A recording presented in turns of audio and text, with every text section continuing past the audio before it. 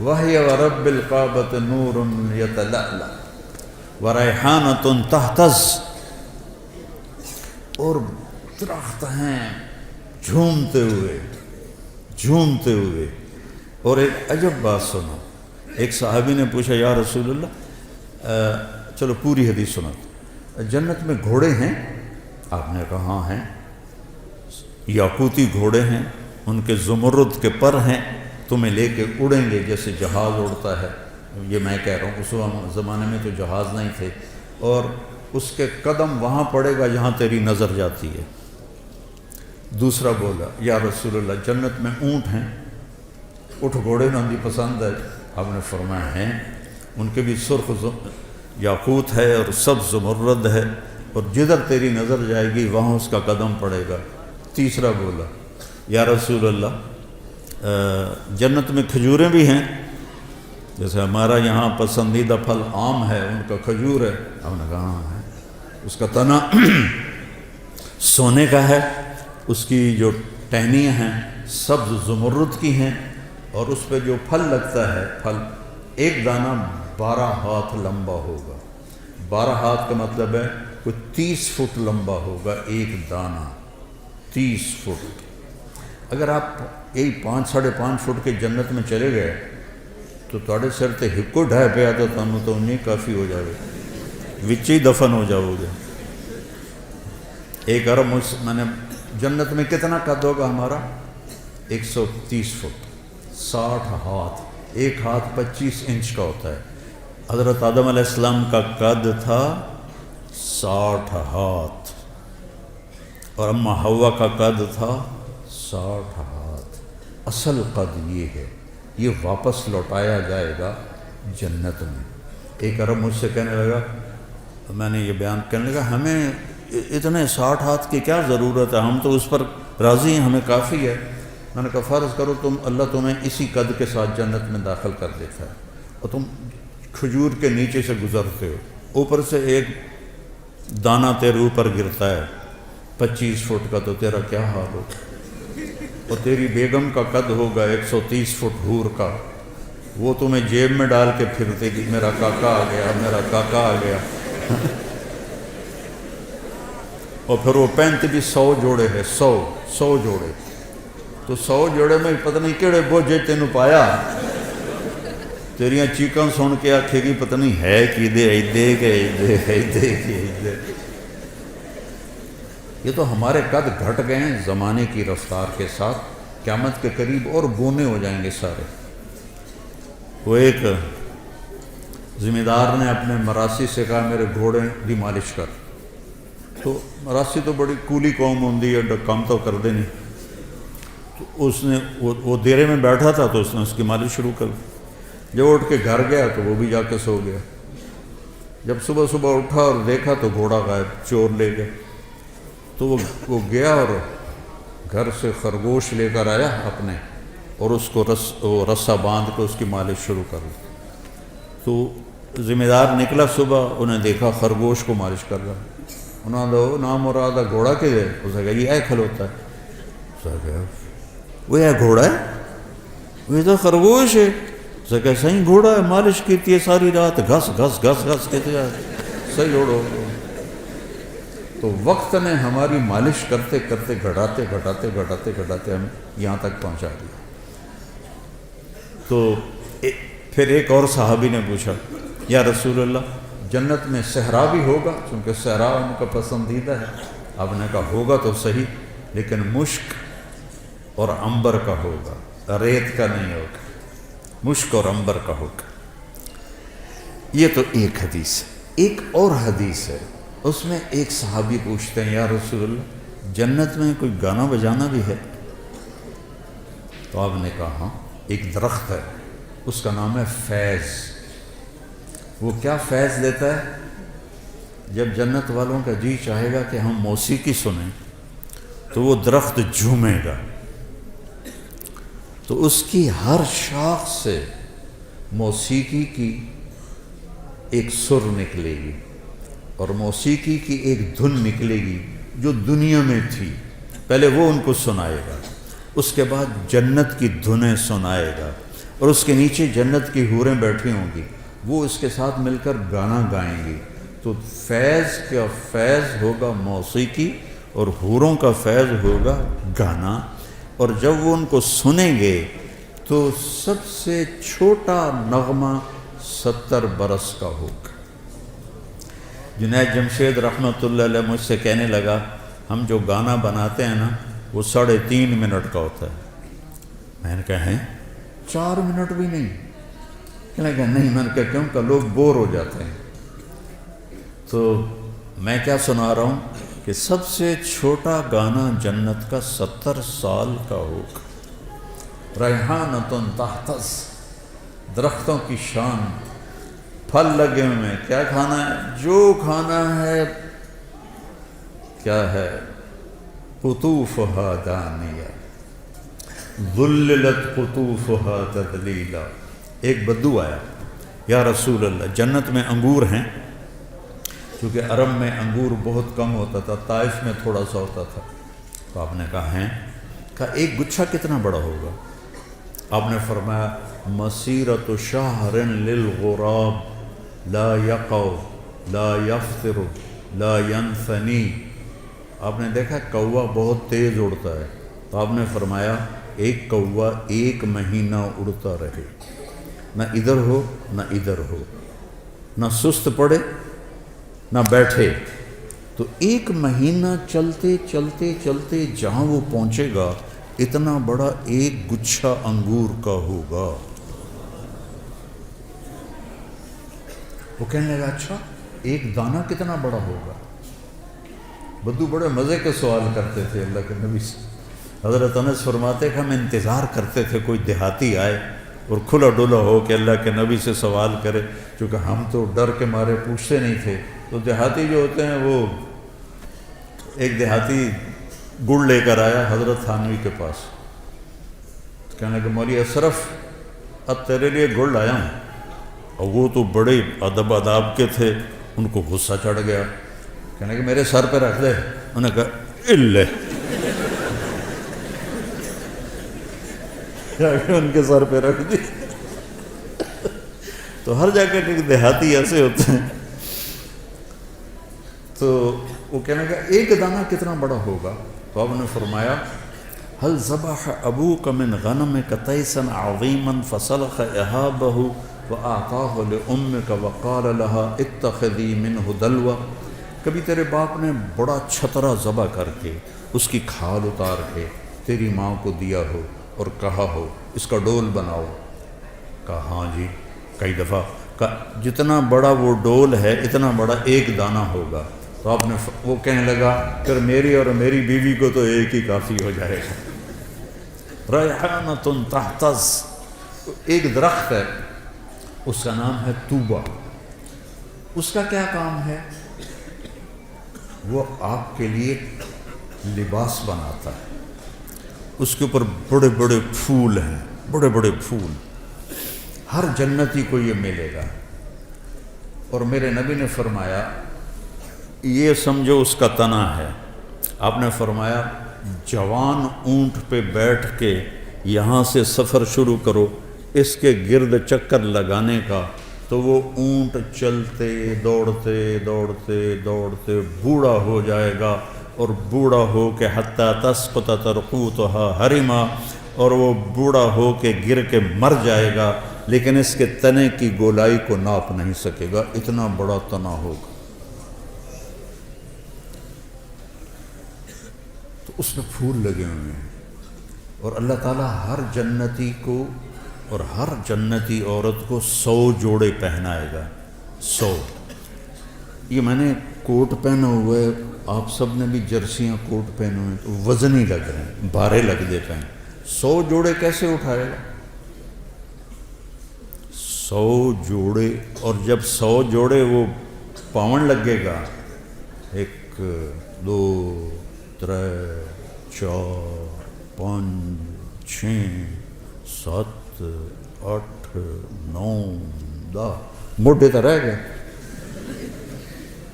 پھر جب اتارنے لگے گا تو پھر 1 2 3 40 50 60 پھر موٹے رہ گئے. سبحان اللہ. واہ واہ. وہ جنت کا شوق رکھو بیٹا. اللہ کی قسم یہ سب دنیا کے پیچھے بھاگنے والے بڑے قابل رحم ہیں. ان سے نفرت نہیں کرنی، ہمارے بھائی ہیں لیکن قابل رحم ہیں. چاہے وہ سونے کی کرسیوں پر بیٹھیں، وہ سونے کے برتنوں میں کھانا کھائیں، قابل رحم ہیں کہ یہ بہت بڑی نعمت سے محروم ہو جائیں گے. میرے نبی نے فرمایا سب سے پہلے جنت میں جاؤں گا اور میرے ساتھ میری امت کے غریب لوگ پہلے جائیں گے. چند سال کی غربت ہے اور کیا عزت ہے کہ نبی کے ساتھ غریب لوگ جا رہے ہیں. حضرت انس نے پوچھا یا رسول اللہ قیامت کے دن آپ کہاں ہوں گے؟ کہا میں اپنی امت کے غریب لوگوں میں کھڑا ہوں.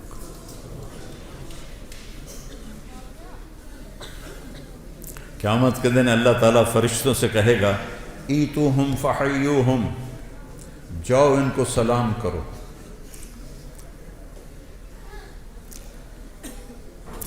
وہ کہیں گے یا اللہ نحن خیرتک من خلقک فتأمرنا ان نأتی ہؤلاء نسلم علیہم. یا اللہ ہم تو آپ کی بڑی چنی ہوئی مخلوق ہیں، آپ ہمیں کہہ رہے ہیں کہ ہم ان کو سلام کریں. تو اللہ کہے گا انہم عباد عبدونی ولم یشرکوا بی شیئا. یہ وہ ہیں جنہوں نے مجھ سے تعلق بنائے اور شرک سے پاک رہے. تسد بہم الثغور وتتقى بہم المکارہ.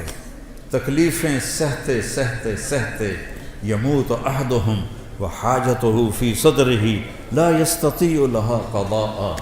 تکلیفیں سہتے سہتے ان کا یہ حال ہوا کہ مرتے تھے اور ان کی خواہشات، ضرورتیں، ان کا سینہ اس کا قبرستان بن جاتا تھا اور یہ ایسے ہی حسرتیں لے کر مر جاتے تھے. جاؤ. پھر فرشتے آئیں گے کہیں گے سلام علیکم بما صبرتم فنعم عقبی الدار. کچھ لوگ کے پاس فرشتے آئیں گے حساب دو. وہ کہیں گے سانو دیتا کڑا جڑا حساب لیں گے. تو کہیں گے یا اللہ وہ تو آکڑ گئے ہیں، یہ تو میں اپنی طرف سے کہہ رہا ہوں. وہ تو اندر سانو دیتا کہ جڑا حساب لو. تو کہے گا بلاؤ انہیں. وہ سامنے آ جائیں. ہاں کیا بات؟ کہہ رہا یا اللہ یہ تیرے فرشتے کہہ رہے ہیں حساب دے ہو، تو سانو تو دیتا کہ یہ جدا حساب منگنا، ساڑھے کول تو شاہی کوئی نہیں. تو اللہ تعالیٰ فرمائے گا میرے بندو، اللہ اس طرح بات کرے گا جیسے کوئی معذرت کرتا ہو. اللہ ہر چیز سے پاک ہے، ویسے میں سمجھانے کے لیے کہہ رہا ہوں. اللہ ایسے بات کرے گا جیسے معذرت کی جاتی ہے کہ میرے بندو میں نے تمہیں دنیا میں تنگی میں رکھا، اس لیے نہیں کہ تم میری نظروں میں چھوٹے تھے، اس لیے کہ میں آج تمہیں بڑا بنانا چاہتا تھا. جاؤ مالداروں سے 500 سال پہلے جنت میں چلے جاؤ. 500 سال.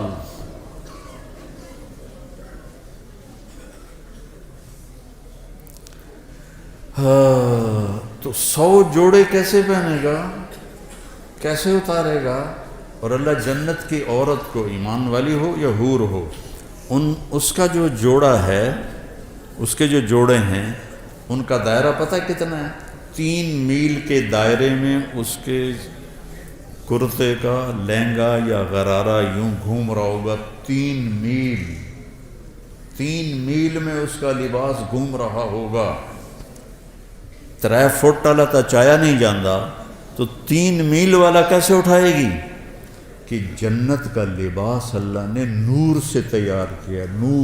نور سے دھاگا بنایا ہے اور نور کا وزن کوئی نہیں ہوتا. لائٹاں بلدیاں پئیں کوئی وزن ہے؟ نور کا وزن نہیں ہوتا. تو کیسے پہنیں گے؟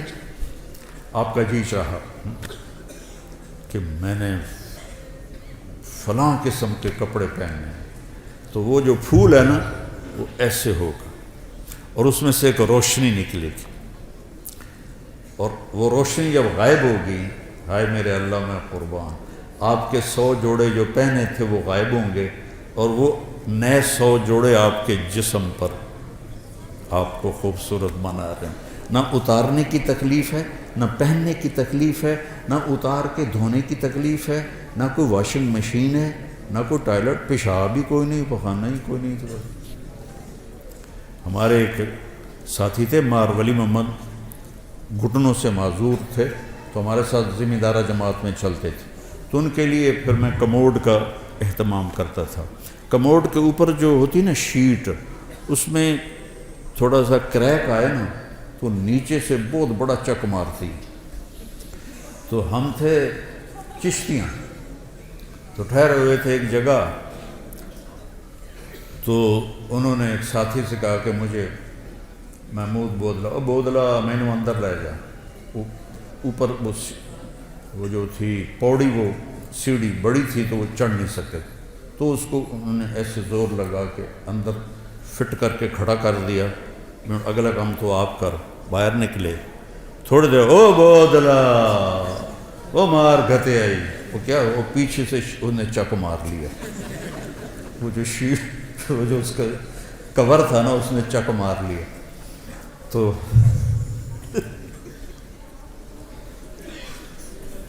میں کمرے میں بیٹھا ہوا تھا، لہذا میں ان کی نغمہ سرائی سن رہا تھا۔ تو جب باہر نکلے نا تو ایسے چادر پہنتے تھے شلوار میں، تو ایسے تھوڑی سی چادر اٹھا کے ایسے کھڑے تھے۔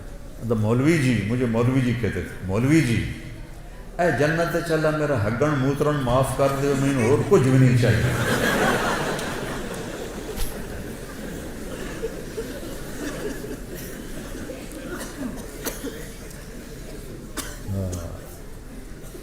ریحانۃ تہتز،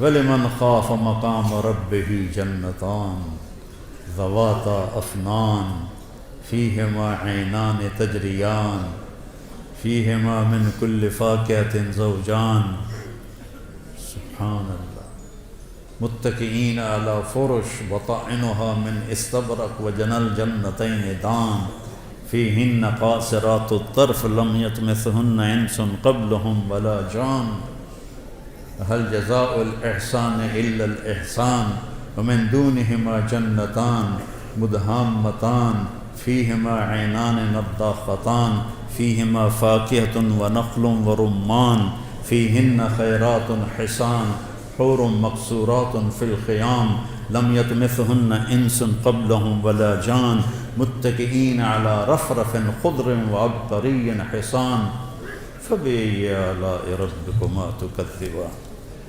اوپر جنت الفردوس کو بیان کیا ہے، نیچے دوسری جنتوں کو بیان کیا ہے۔ جنت الفردوس کے لیے اور تعبیرات ہیں اور چھوٹی جنت کے لیے اور تعبیرات ہیں۔ اس لیے میں کہتا ہوں عربی سیکھو، عربی سیکھو۔ یہ جو ضربہ یضرب و ضربن ہے نا، اس سے قرآن نہیں سمجھ میں آئے گا۔ ایک ساتھی مجھ سے کہنے لگا، مولانا یہ جو مدرسوں کے طالب علم ہیں ان کو جلدی غصہ آتا ہے، کالج کے لڑکوں کی نسبت مدرسے کے لڑکوں کو جلدی غصہ آتا ہے۔ اب میں 20 سال سے مدارس چلا رہا ہوں، مجھے بھی اندازہ ہے۔ میں نے کہا ان کا پہلا سبق ہوتا ہے ضربا ضربا ضربو ضربت ضربتا ضربنا ضربتا ضربتما ضربتم ضربتی ضربتما ضربتنا ضربتو ضربنا ماری جا کٹی جا ماری جا کٹی جا ماری جا کٹی جا۔ اور بول اثر کرتا ہے، بول اثر کرتا ہے۔ بابا ہوں لکیر کے فقیر آ رہے ہیں، بھئی کوئی سیغہ ہی بدل دے، کوئی چنگا جہا سیغہ پا دے وچ، مارن کٹن دے سیغہ ہی پائی جاندے۔ عربی سیکھو بیٹا، قرآن سے جوڑو، قرآن کو دل لگا کے سمجھو۔ یہ ناانصافی ہے اہل مدارس کی، جو قرآن کے ساتھ ہدایہ ثالث پڑھائی جا رہی، مشکات پڑھائی جا رہی، تو قرآن خواب سمجھ میں آئے۔ پھر عربی کا مستویٰ اتنا نہیں ہے کہ حسن قرآن کو ہم سمجھ سکیں کہ قرآن کتنا حسین ہے۔ ہماری مثال اس کی ہے کہ جو بڑے خوبصورت باغیچے میں ہے لیکن نظر کچھ نہیں آ رہا، اندھا ہے۔ قرآن جیسا حسن، یہ اللہ کا کلام ہے، اس کی کوئی انتہا نہیں ہے۔ امام راضی جیسی 30 جلدیں نہیں، 30 کروڑ جلدیں لکھ دی جائیں تو بھی قرآن کے مطالب ختم نہیں ہوتے، چونکہ یہ اللہ کی زبان سے نکلا ہوا کلام ہے، اس کے مطالب معانی کی کوئی انتہا نہیں ہے۔ تو بچوں، قرآن سے جڑو اور اپنے نبی کی سیرت سے جڑو، اپنے نبی والی زندگی کو سیکھو۔ تبلیغ میں جانے کو جو کہتے ہیں اس لیے کہتے ہیں اللہ کے جو اہل اللہ ہیں ان کی صحبت اختیار کرو، تبلیغ میں جاؤ، جتنے بھی تربیتی اور اصلاح کے کام ہیں کسی کے ساتھ بھی جڑو تاکہ تزکیہ نفس ہو۔ قد افلح من زکاہا وقد خاب من دساہا۔ اور صرف پڑھنے سے تزکیہ نہیں ہوتا۔ تو قرآن کو اپنا حفظ جان بناؤ، قرآن سے جی لگاؤ، تو اللہ آپ پر جب قرآن کی خوبصورتی کو کھولے گا نا، پھر آپ کا کہیں دل نہیں لگے گا۔ یہ جنت میں ابن قیم نے لکھا ہے، جنت میں ایک محفل ہوگی جس میں علماء اکٹھے ہوں گے، اور وہاں اللہ ان پر قرآن کے علوم کھولے گا، اور پھر جب تک جنت باقی، جنتی باقی، اور جب تک اللہ ہے، جنت ہے، جنتی ہے، تو یہ مجلس ابد الآباد لگے گی اور کبھی بھی قرآن کے مطالب ختم نہیں ہوں گے، کبھی بھی قرآن کے معانی ختم نہیں ہوں گے۔ حضرت علی رضی اللہ تعالیٰ عنہ کا فرمان ہے، اگر سورۃ فاتحہ کی میں تفسیر لکھواؤں تو 70 اونٹوں پہ لادی جائے گی۔ ایک چھوٹی سی خوبصورتی بتاتا ہوں سورۃ۔ محاورہ ہے، نہ میں چائے پیوں گا نہ میں کھانا کھاؤں گا۔ جب آپ دو چیزوں کا انکار کرنا ہو تو نہ میں کھانا کھاؤں گا نہ میں پانی پیوں گا۔ انگریزی میں ہے neither this nor that، نہ یہ نہ وہ، اور عربی میں ہے لا هذا ولا هذا، لا هذا ولا هذه۔ پہلی دفعہ عربی ادب، اشعار، نظم، نثر، خطب، کتابیں سب کھنگال کے دیکھ لو،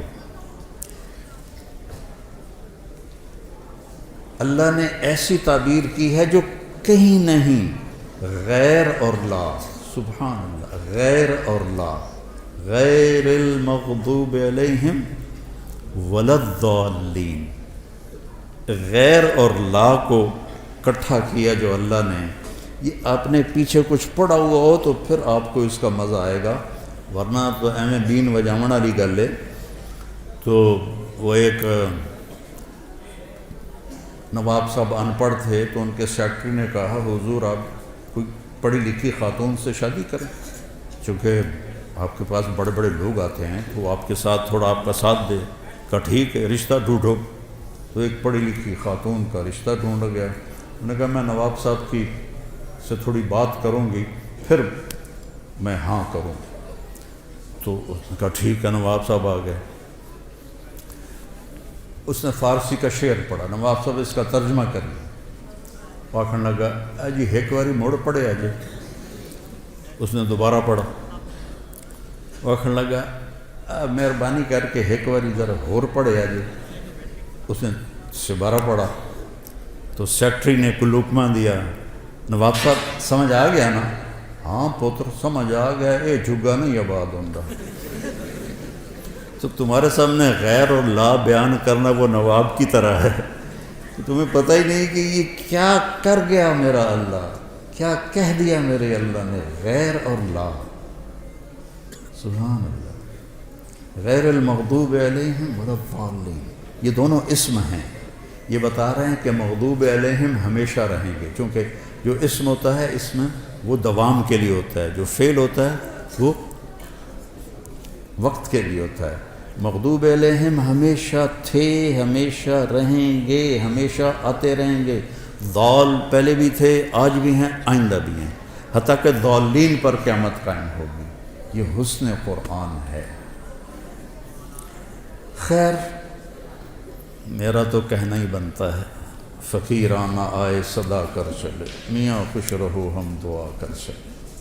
بیٹا قرآن سے جوڑو، میرے اپنے نبی کی سیرت سے جوڑو، غیبت سے بچو، ایک دوسرے کی غیبت نہ کرو۔ دیکھو ہم باقی جو ہیں مکاتب فکر، ان کے بارے میں دل میں نفرت رکھتے ہیں،